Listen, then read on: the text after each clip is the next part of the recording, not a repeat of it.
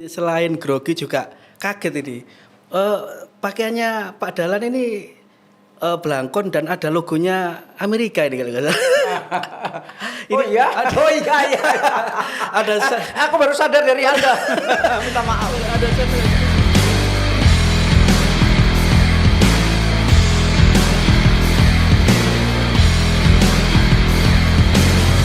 Assalamualaikum Sobat Memorandum TV. Kali ini kita kedatangan tamu yang sangat istimewa. Bisa dikatakan sangat spesial ini. Ini kita kedatangan tamu Abah Dahlan Iskan di podcast Memorandum TV. Assalamualaikum, Mbah. Salam. Panggil saya Pak Dahlan aja. Oh siap.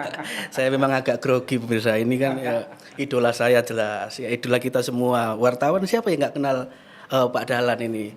Menteri BUMN di zamannya Pak SBY. Pokoknya begawan media komplit lah. Saya ini jadi agak grogi, lihat tangan saya ini gemetaran ini. Bah, ini kan kita ngomong sore ini mungkin kepada ini ya, hubungan polisi dengan kemajuan kota. Ini kan kalau kita ambil sampel daerah luar negeri, New York lah. Seperti apa, Bah? Mungkin Abah kan punya pengalaman banyak di luar negeri. Ya, saya senang sekali bahwa memorandum punya perhatian yang khusus terhadap kepolisian, Siap. terhadap penegakan hukum, dan saya kira baru memorandum yang melakukan itu, sehingga kalau Anda bertanya tentang hubungan polisi dengan kemajuan sebuah kota, saya selalu mengidolakan New York.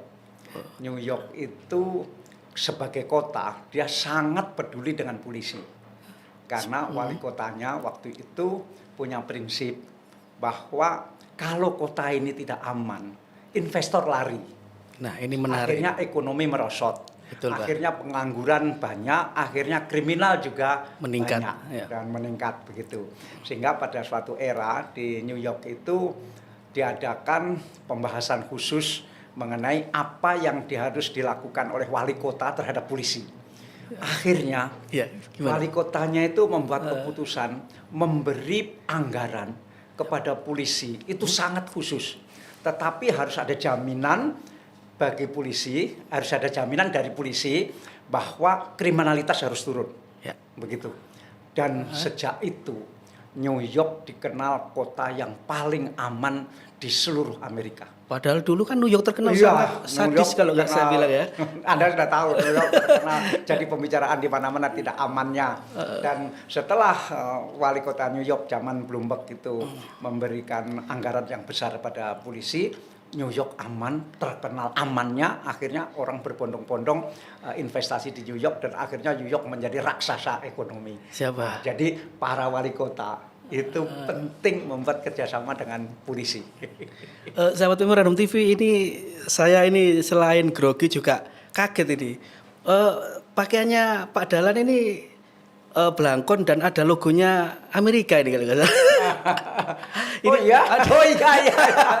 Ada Aku baru sadar dari Anda. Minta maaf. ada satu yang spesial Bukan mungkin. karena tadi bicara New York loh ya. Iya, bukan, bukan. bukan. Ini ada yang spesial mungkin dengan logo.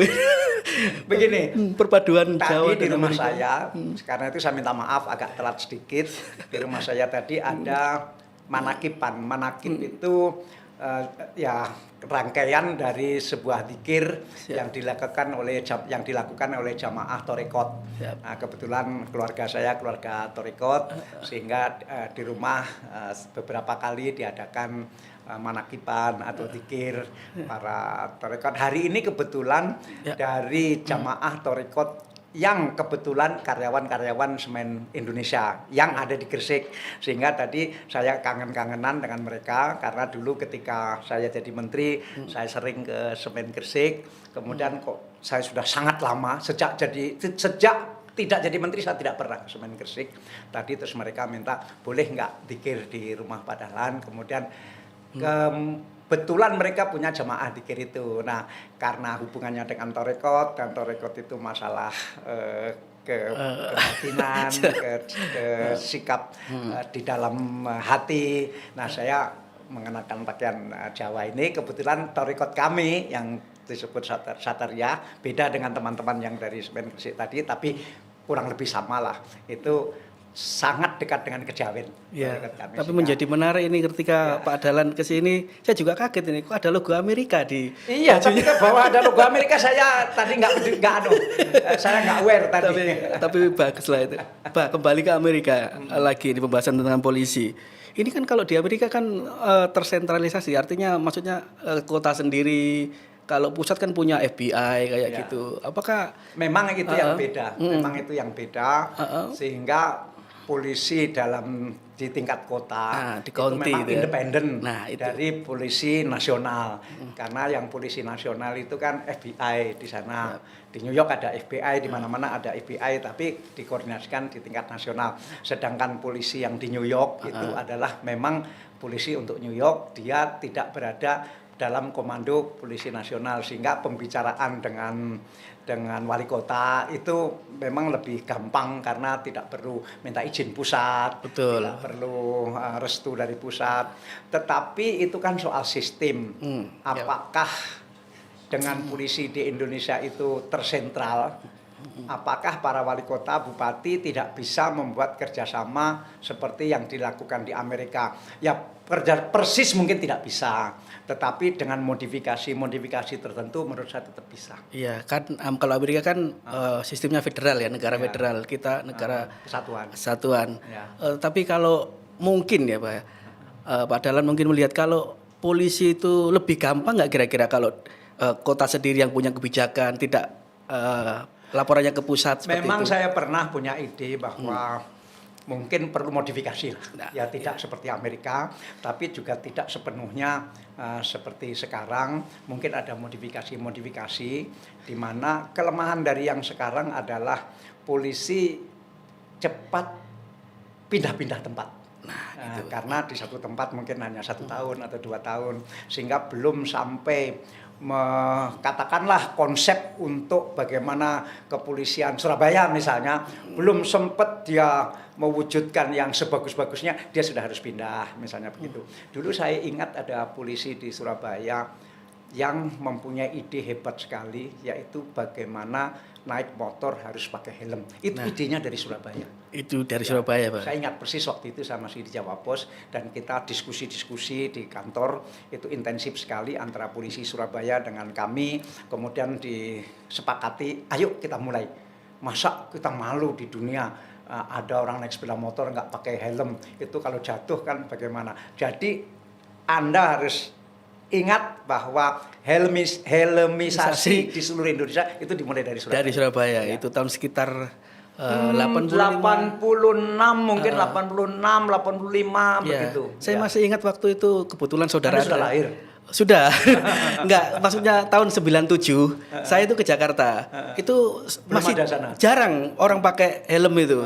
Makanya saya kaget loh, Surabaya kan sudah pakai helm semua. Tapi kok Jakarta kok masih belum. Nah, itu wujud hasil kerjasama media dengan polisi. Jadi polisi waktu itu komandan polisinya mempunyai ide itu, tetapi bagaimana cara memasyarakatkan, bagaimana cara meyakinkan orang, itu kan efektif kalau lewat media. Kemudian kerjasama, nah jadilah dan bersejarah sekali. Tapi kan kemudian komandan itu kan harus pindah. Betul. Untung komandan berikutnya Masih, masih melanjutkan program ini. program ini. Seandainya waktu itu komandan berikutnya tidak melanjutkan pun kan boleh. Nah, itu tidak akan terjadi sejarah seperti sekarang. Bisa disebutkan ini komandan yang terkenal ini. Pak siapa ya sudah meninggal dunia? Itu Kapolres Tabes dulu, Kapolwil. Kayak Kapol Wil dulu. Tabes waktu itu masih sebutannya. Kapolwil ya. Kapolwil. Kapolwil dulu. masih Sekarang kan sebutannya. Kapolres Tabes. Kapolwil, ya. Pak Sony. Pak Sony ya. Pak Sony. Terakhir bintang 3 kalau nggak bintang 2. Oke. Nah, sehingga intinya kerjasama antara pemerintah kota dan polisi itu harus.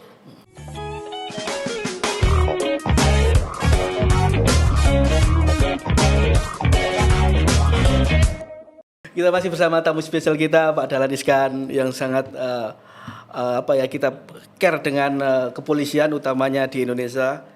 Pak Dahlan, ini kalau di luar negeri kan ada sistem 911. Nah, itu sangat cepat sekali. Nah, kalau di Indonesia itu sudah ada sebenarnya 110.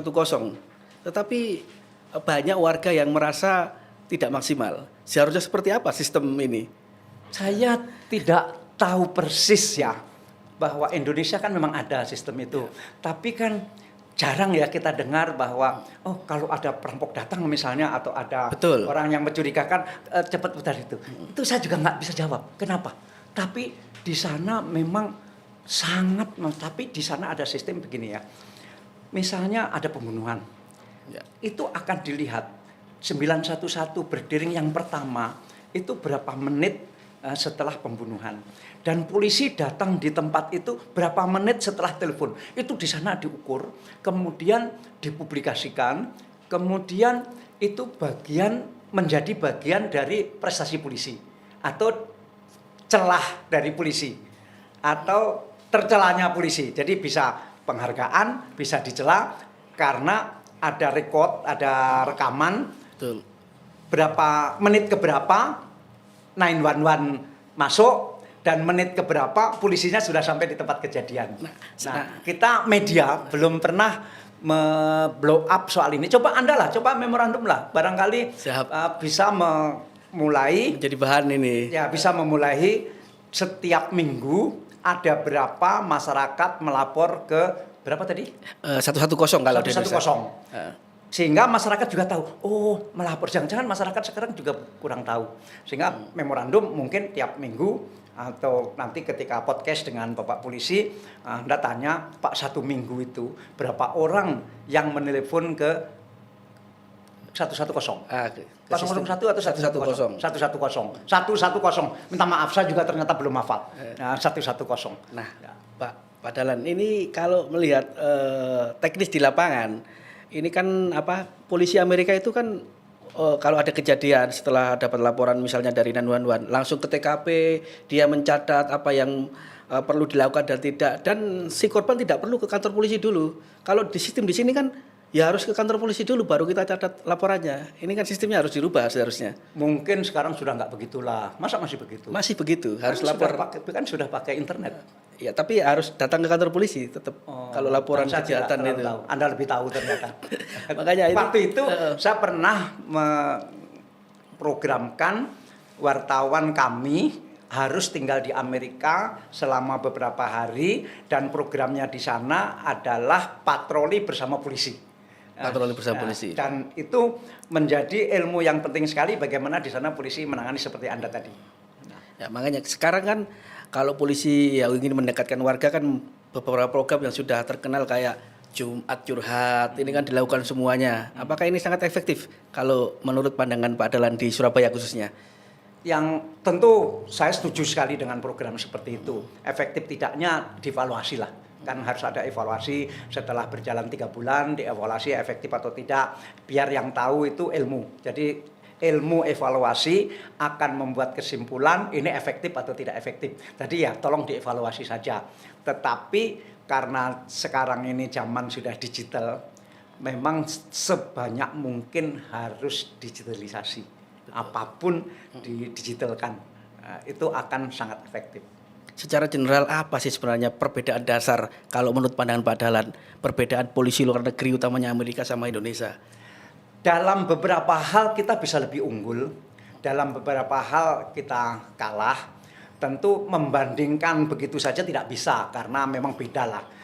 Gajinya beda, ini fasilitasnya beda, ini. Kemudian sistemnya beda. Tetapi di sana memang orang sangat percaya kepada polisi. Itu artinya permainan-permainan di balik hukum itu di sana. Ya tentu ada buktinya, ada film-film yang bercerita tentang itu. Tetapi masyarakat sangat percaya bahwa polisi akan menangani hukum ini secara sungguh-sungguh demi menegakkan hukum. Tidak ada titipan dari politik, tidak ada titipan dari bisnis, tidak ada titipan dari masalah uang. Itu rakyat lebih percaya. Tetapi di beberapa bidang terus terang saja mungkin di Indonesia polisi lebih bagus karena perkara yang dihadapi kan juga jauh lebih banyak. Saya juga pernah mendengar gitu Pak Dahlan. Polisi Amerika itu lebih mengandalkan sistem digital.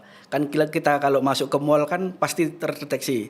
Sidik jarinya ini orang namanya ini. Kalau kita ke mall kan nggak mungkin kita terdeteksi kalau kita masuk.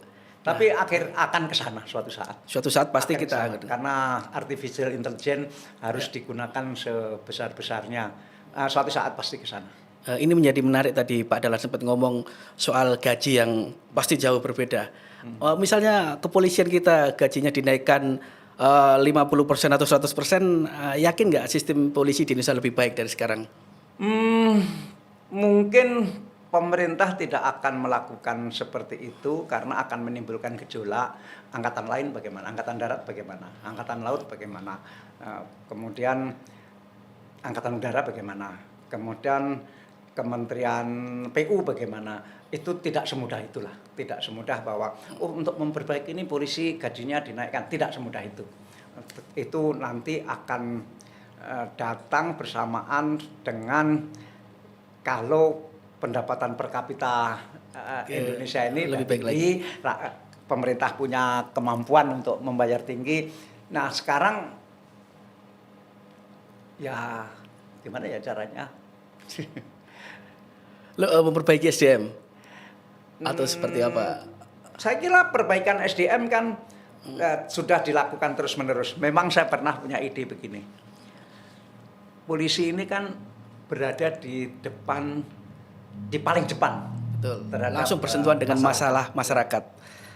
Bagaimana ya kalau ada pembatasan, misalnya laporan perbuatan yang menyangkut apapun kriminalitas yang nilainya di bawah ini, maka tidak boleh ke Polsek, tidak boleh ke Polwil, tidak boleh ke Polda, apalagi ke Mabes. Biarlah itu di Selesaikan Polsek sendiri. Polsek. Sehingga dengan demikian maka polsek-polsek itu akan merasa diberi kepercayaan yang sangat besar, meskipun kepercayaan itu terbatas sampai level nilai berapa begitu. Nah kemudian tingkat berapa sampai berapa itu laporannya boleh Polres, tidak boleh ke Polwil, tidak boleh ke Polda, dan seterusnya. Hanya yang tingkat apa boleh ke Polda, hanya yang tingkat apa boleh ke Mabes. Ini kan kadang-kadang ada penipuan kecil pun kan lapornya ke Mabes begitu. Nah tentu tidak mudah juga melaksanakan ide yang seperti yang saya sampaikan tadi. Tetapi seandainya bayangan saya, seandainya itu dilaksanakan, maka mungkin pangkat polisi yang ada di Polsek mungkin juga perlu dinaikkan, nggak apa-apa lah, begitu, nggak apa-apa, supaya kemampuan berpikirnya juga lebih tinggi. Tapi mulai ada kepercayaan yang total bahwa Polsek itu dipercaya sepenuhnya dan tidak akan pernah diintervensi oleh Polres, tidak pernah akan diintervensi oleh Polwil, apalagi Polda dan Mabes, itu sepenuhnya tanggung jawab Polsek setempat. Wah, alangkah bayangan saya. Tapi kan saya tidak tahu internal polisi, mungkin ada kesulitan-kesulitan tertentu. Tetapi seandainya Polsek diberi wewenang penuh dan tidak diintervensi, mungkin polsek-polsek kita akan hebat dan banyak masalah selesai di bawah tingkat polsek. Tetapi mungkin juga ada kesulitan di tingkat undang-undang. Apakah undang-undangnya membolehkan? Saya tidak tahu. Terima kasih.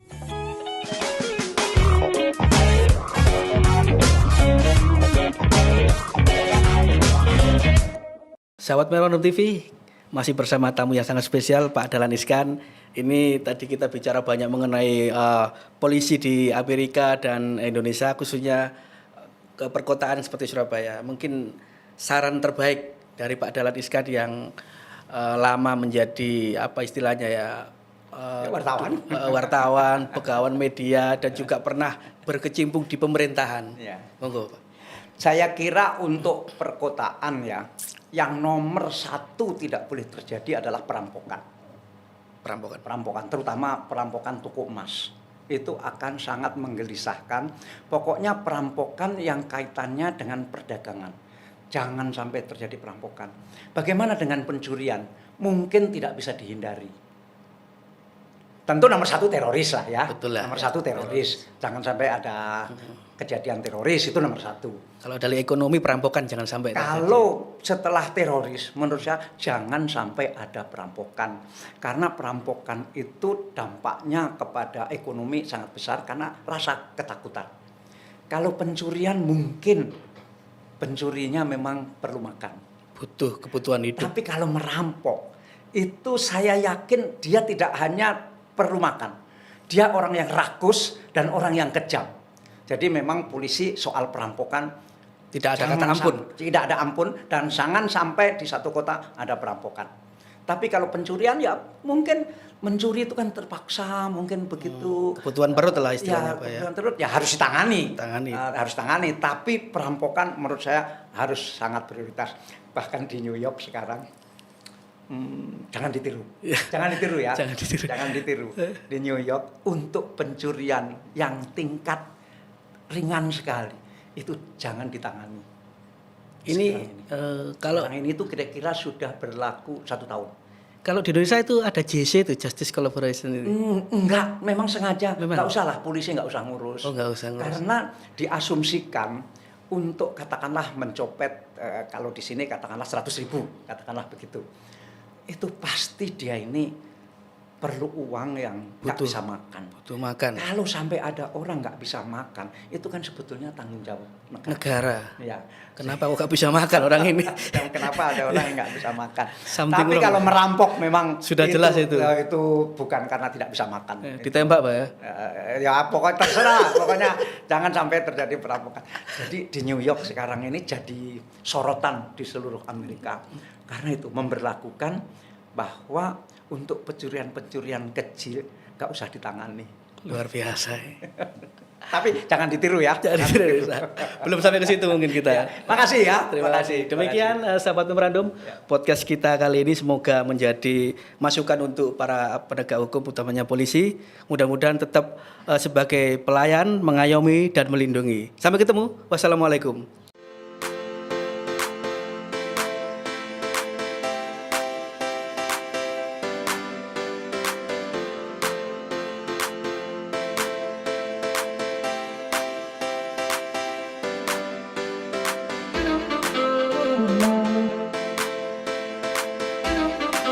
Thank you.